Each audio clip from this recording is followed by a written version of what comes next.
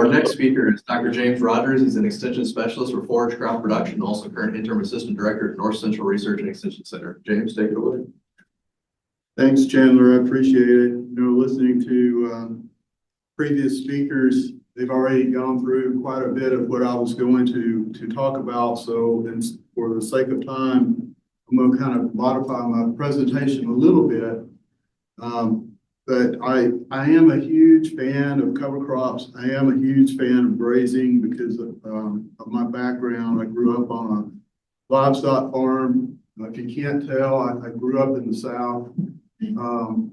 We had crops and livestock. So I have a couple of degrees in animal science, and I have a degree in agronomy. So I tend to be kind of animal heavy. And what I'm going to talk about today is a project that we did in Oklahoma where it was integrating summer cover crops into an existing system. And some of the things that I learned, some of the things that I think you need to think about when you're looking at these systems, and also some of the things that I wish I had done differently, that because it was a research project and we need to keep the same protocol going for the length of time of the study, I couldn't change, but things that I've learned from as well. I'm also going to talk about North Dakota. Somebody talked about North Dakota being a challenging environment, and it is, but I think there's positives with the environment that we have here that make it favorable for regenerating soil, for improving soil health, versus the Oklahoma environment, which is extremely hostile, for lack of a better word, very hot, very dry, very challenging in its own right. We do have a really long growing season down there, but that doesn't always play to our advantage.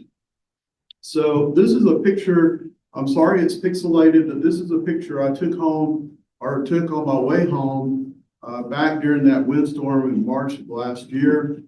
This was a cornfield. The producer had gone in and removed a lot of the corn residue, rolled it up as bales and moved it off the field to use as windbreaks and bedding. What's also interesting is, you can't see it, but in the very background, covered up by the dust, on this day was a high-speed disc running just as fast as he could. So sometimes you just kind of scratch your head and you wonder why. But when we think about soil and the amount of change that we want to occur, we're really dealing with a high volume, weight-wise. If we think about an acre slice of soil, what it weighs, it's weighing around 2 million pounds. So that's a lot of volume that we're trying to change through our root systems, but it can occur over time. And I'm a bit of a student of history. I enjoy history. And if we go back and look at some of our previous work that's been done in soil crops, and this was done, this comes right out of the Soils and Men Yearbook of Agriculture, 1938. Cover crop systems, cover crop rotations are nothing new. We've been doing them for hundreds and hundreds, maybe even thousands of years. A lot of the technology that we had back in prior to, say, 1940 or the end of World War II, we've lost that. We've lost that, how to incorporate cover crops, how to use them. And we're trying nowadays, we're trying to relearn some of that knowledge that we lost. So this is definition of cover crops from the Soils and Men Yearbook of Agriculture in 1938. And you can see that there. It is still a very good working definition of cover crops. If you have a chance to pull this book out and read it, there is a lot of good history, good knowledge that we probably can still use now. This is the current definition of NRCS definition of cover crops. I'm sure a lot of people have seen this, and I don't think there's, I'll use time going through what it states. The states here, you can read that. I thought this was interesting as well, because this is some work that was done across several of the land grants in the South on cover crops, and this was published in the Yearbook of Ag back in 1938, and just the different crops and the different diversity that they were looking at. And I think it's interesting because we tend to define cover crops or try to pigeonhole them into categories of brassicas, grasses, legumes, whatnot. Just about anything that we can plant, that can produce a root, that can cover the ground and serve and meet our goal, we can define it as a cover crop. And there's lots of ones in here that we're familiar with today. The vetches are in here. The soybeans are in here. The warm season grasses are in here. And then there's some that are a bit unusual. Sweet potatoes are in this list. Never thought about sweet potato being a cover crop, but if we use it that way, sure, it's going to be a cover crop. One of the ones that I think is really kind of interesting is right down here on the very bottom, weeds. So if you think about nature and when we think about vacuums in nature, nature doesn't like bare soil. It's going to cover it up with something. And if we allow her to cover it up, sometimes it's something that we can't use or we don't like to see. And I'm not advocating the use of weeds in North Dakota as a cover crop system. I'm not doing that at all. But in the Oklahoma system now I'm going to talk about later on, one of the weeds that came into our system was crabgrass.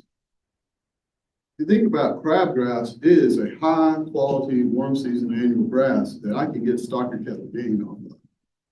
So looking back on one of the things that I had learned, rather than introducing a planted cover crop that cost me money in terms of seed, chemical, everything to establish that cover crop, if I just let those paddocks volunteer to crabgrass, I would have been a bit more profitable. Just something that I learned. Now, again, I'm not advocating weeds at all, but I do think it's very interesting to look at this. All right, so when we use cover crops, we need to use them in terms of what are our goals. What are our goals and what types of cover crops combinations can we use to meet those goals? Protect the soil, improve soil tilt, add diversity, weed suppression, capture water. All these are great goals. Integrate livestock down here on the bottom. We've talked about integration of livestock quite a bit already. I think it's great. From my perspective, if I'm integrating livestock, I want them to make money for me. So how do you integrate livestock into a system and have them be profitable? One of the things to think about, if you're thinking about stocker cattle, the use of stocker cattle on cover crops as part of your integrating system is what the value of gain is going to be. Our livestock markets right now are very interesting. We're at times where we haven't been here before.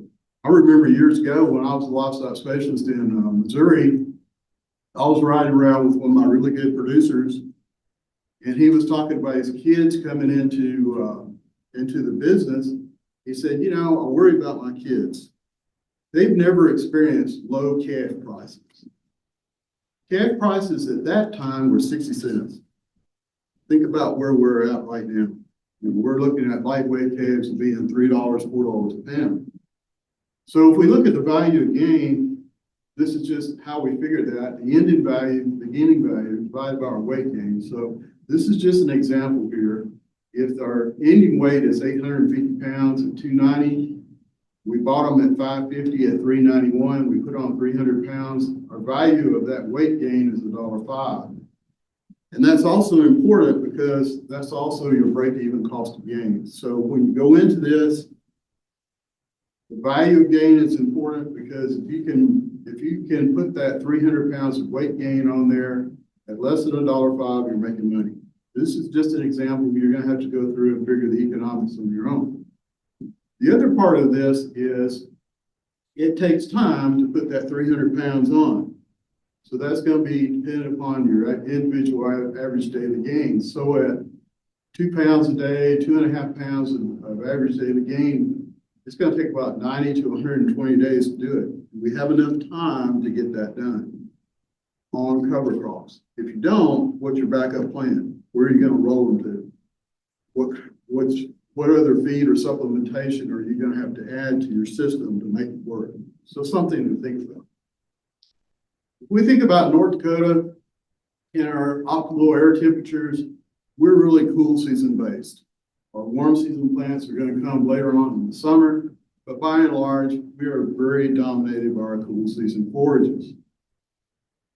If we look at our North Dakota growth curves, and the red line here is our average temperatures, our blue line is moisture, and where alfalfa, our cool season grasses, and our warm season grasses fit, here's our growth curve. For alfalfa, they're going to start waking up sometime in April, peak production-wise, May, June, and then taper off until they go dormant sometime here in October. Cool seasons, a little bit slightly earlier, not a whole lot, but kind of follow the same curve. Our warm season grasses are going to come on a little bit later.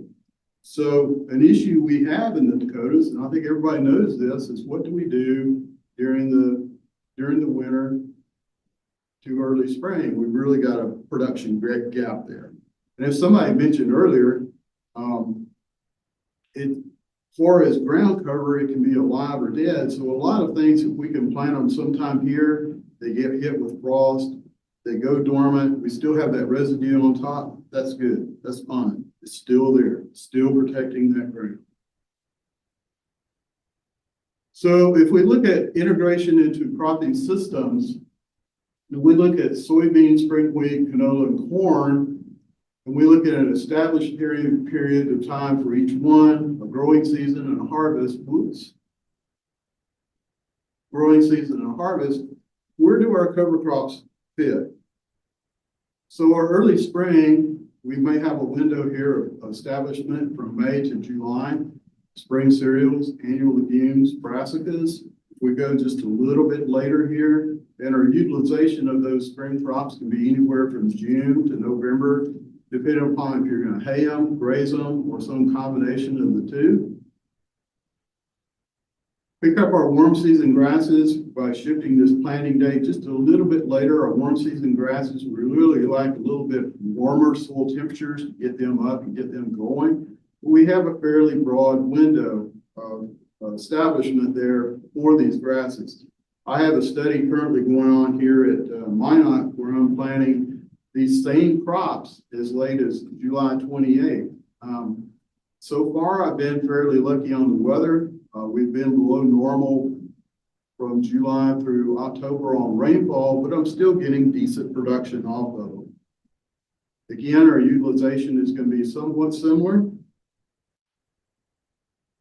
If we look at more of a little bit later seasonal, if we have a kind of a late fall, late summer, early fall planting, we can still get our winter cereals in, brassicas, perennials. And in terms of winter cereals, something that's going to survive through the winter, winter rye, fits that field pretty well. Utilization can be from September all the way through November. And with our rye, we're going to get some early season grazing off of this as well. This is a little bit of work that I've done here at Minot, looking at 3 planting dates, a May, a June, and a July. This is just some of the treatments here that I'm looking at.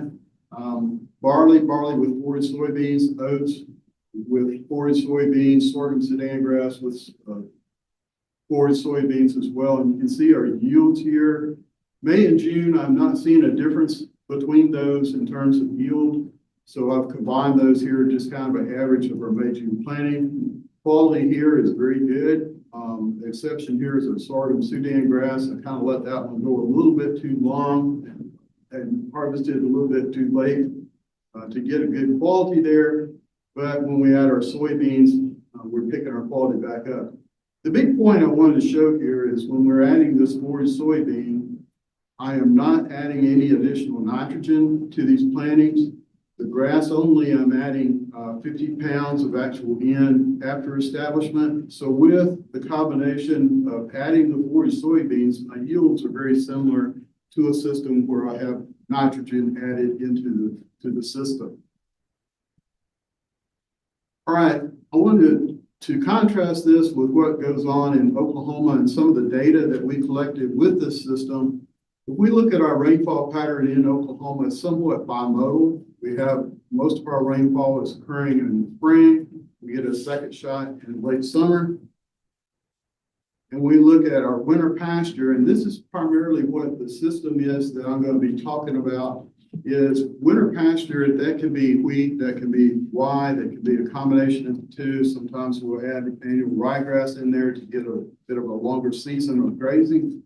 But we'll plant this sometime in August. We'd like to have it in by September, and we can start grazing this sometime in November. Our term is we'll graze it out. In other words, we'll have cattle on it from November all the way to late April or May.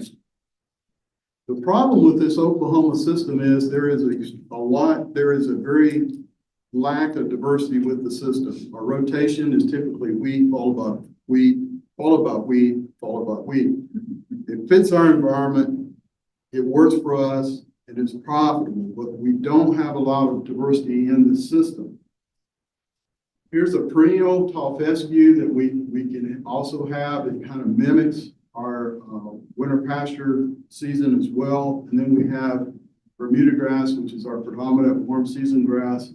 And so you can see we got a longer growing season and a more even distribution of forages across that system. So this is the system that we had to work with.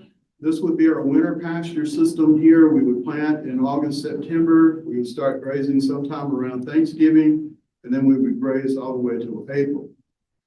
Typically, these systems in Oklahoma on the winter pasture systems, they're fallowed during the summer. They can be either tillage fallowed or chemically fallowed. What we did was we had this system previously established, and it was summer fallowed. So what we did was come in here and we added a summer cover crop. This is the land area. It was a 100-acre field trial.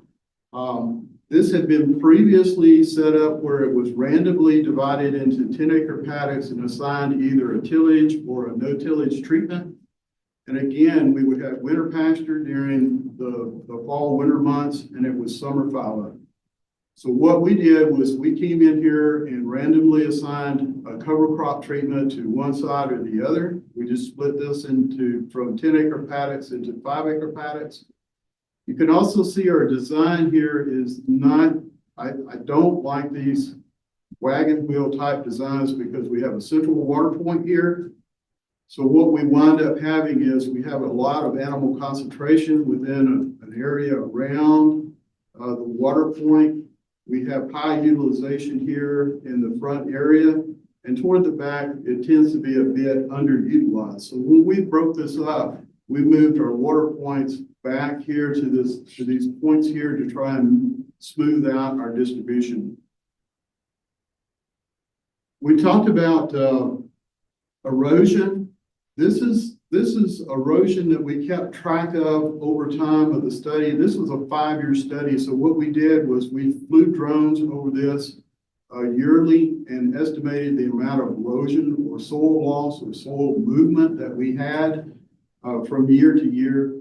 So you can almost see that these are tillage paddocks, and you can see where the erosion was happening. Our no-till paddocks like this one, these two here, not a lot of soil movement.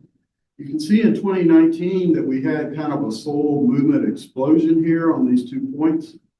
This point here was an old terrace, and we hear about weather pattern shifts. In North Dakota, we heard that we have that in Oklahoma as well, where we tended to go for long periods of time without moisture, and then when we got moisture, it would come down in 3-4 inch buckets at a time. So what happened here, we had a terrace blowout on this tillage site.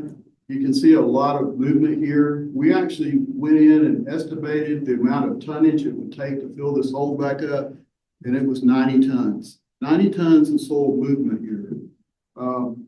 I knew where the soil went. It went over here to our cover crops and stopped.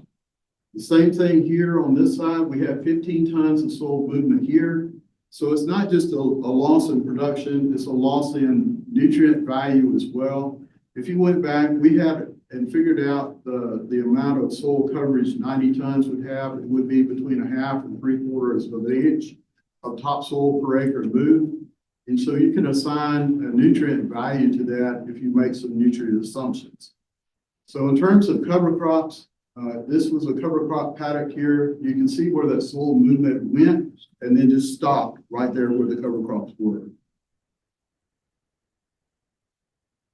This is an interesting slide here because after every field activity, we measured, we did soil test, we measured soil compaction, we measured infiltration, we had soil moisture sensors in ground. As long as we possibly could, we had to pull them out for field activities.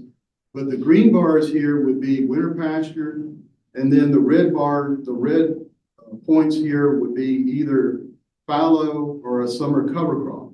And you can see the cycling effect that we have going on here with our, I don't know why I keep doing that, with our nitrate availability. Up, down, up, down, up, down, up, down. So after our winter pasture, we tended to have less soil nitrate available. After our fallow or summer cover crop, we tended to have a bit more. Now the black line here is tillage without a cover crop. The red line down here is no-till cover crop. Hello. No-till cover crop. And then here we have our no-till. And then our tillage cover crop is our purple line here. So kind of keep that in mind here as we move forward a little bit. I'll try not to push the button in the wrong spot again. So we've heard a little bit about soil moisture. We had soil moisture sensors in place out here at 3 different depths at basically 2 to 3 inches, 10 inches, and then at 24 inches. And we hear a lot about our summer cover crops or our cover crops in general taking up moisture, and they do. They're a living plant. You have a respiration stream or a transpiration stream going through the plant. They are pulling moisture, but they're also conserving moisture as well. So here's our soil moisture following a summer cover crop or a summer fallow. Here is our tillage without a cover crop. It's the driest treatment that we have following our summer fallow. This one right here is our no-till, and this would be no-till without a summer cover crop. And then the 2 points here in the middle are either our tillage or no-till with a cover crop. Benefit that we really saw was shading that ground, keeping those soil temperatures cooler and preserving that moisture. So over here, following our wheat pasture, here is tillage again, following wheat in the spring. So this would have been taken in August. This would have been taken in April. So you can see tillage without a cover crop, again, is the drier of the treatments. And again, our no-till systems or our cover crop systems over here tended to converge. So what we tended to see when it was really hot and dry, our treatments began to separate. When we had moisture in the system, they tended to come back together and converge. But again, it's a cycling effect.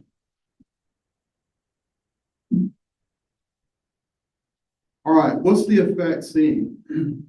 So this is one of our tillage paddocks, and back here in the background, this would be wheat after our summer period. This little greener area back here with a little bit more growth.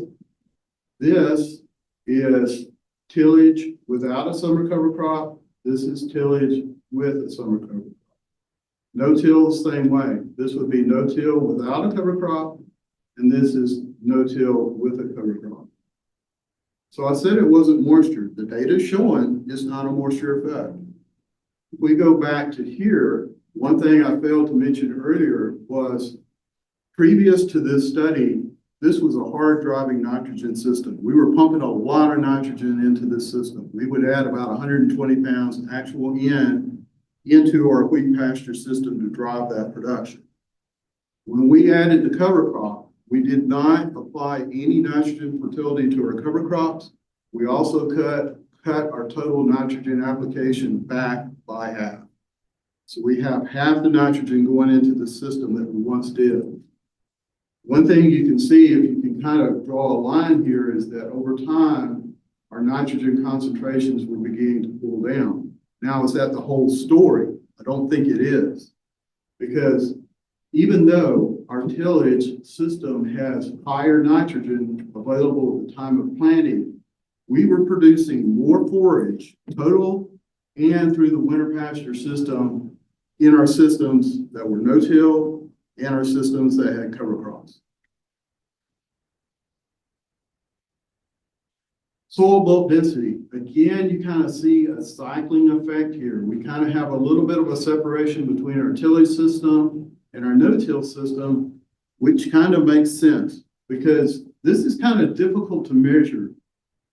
Comparing, it's not exactly an apples to apples comparison because when we come in here and plow this system and we were using offset discs, and you know how offset discs work, it fluffs that soil up, and then we go back in and measure a soil bulk density at a 6-inch depth. Kind of makes sense that it's not going to be as dense. We've fluffed it up.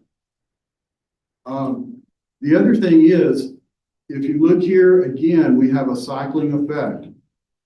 In April, this would be after wheat pasture, cattle have been on this system about 6 months. August, end of the summer. April, 6 months of winter pasture grazing. So again, you see this cycling effect. We don't have as strong a cycling effect on our no-till system over here, but we still have a cycling. Overall, the bulk density that we were measuring really doesn't show me a cause for alarm. We hear about cattle causing compaction. What we were measuring was that we did tend to see it in the 0 to 2-inch layer, but it wasn't enough to restrict plant root growth, and it tended to dissipate over time, especially if we weren't grazing during the summer. Infiltration, again, a cycling effect. Some separation here between the treatments, but wet, dry, wet, dry, wet, dry. So when our soils were dry, they took up moisture. When they were wet, it tended to be a bit slower. A little bit of separation here on our till sites. Again, that makes sense. We fluffed that up a little bit. Water went in a little quicker, but we had a plow pan layer down there. So what we tended to see was water might go in a little bit quicker, but it hit that plow pan layer, filled up, ran off, and you saw the effect on the erosion. Carbon, I think this is my last slide here. We measured carbon at 2-inch increments. 0 to 6 is just would be the average here, or the total amount of carbon that we were seeing.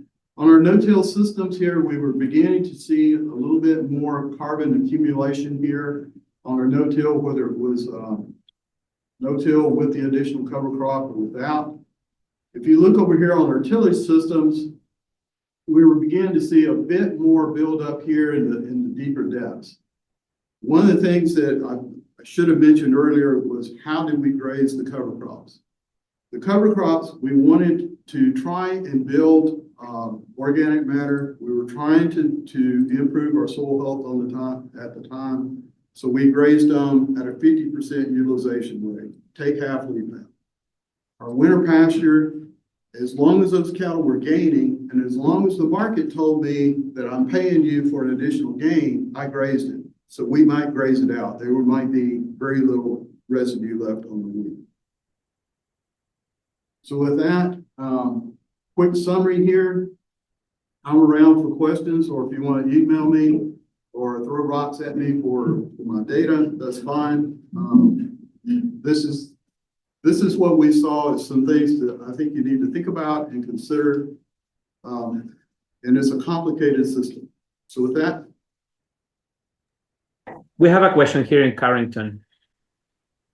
Hi, so have you had any success with trying to achieve termination or near termination through higher stock densities, grazing, or are you still coming in with other means?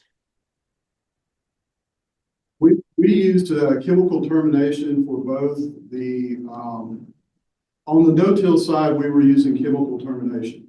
On the tillage side, we would just use the disc. That is something that it would be nice to repeat that study in various stock densities. But, you know, you can only do so much in a time period. And for the land available that we had, we just kind of set up and raised it similarly to with the way we would have done in the past. The difference would have been adding the summer cover crops.